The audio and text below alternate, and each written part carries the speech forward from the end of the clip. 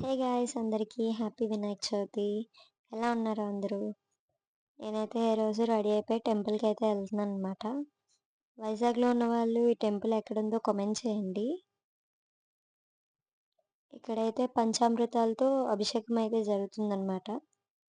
Every year first పూజ అయితే మేమే చేయించుకుంటాము. అలాగే ఈ ఇయర్ కూడా ఫస్ట్ పూజ మాదే.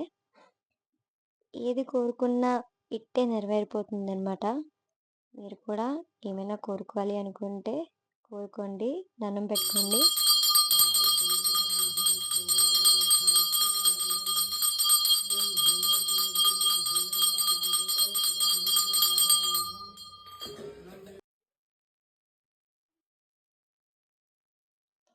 అలా అభిషేకాలన్నీ అయిపోయిన తర్వాత దేవుణ్ణి అలంకరించి కథ అయితే చదవడం మొదలుపెట్టారు.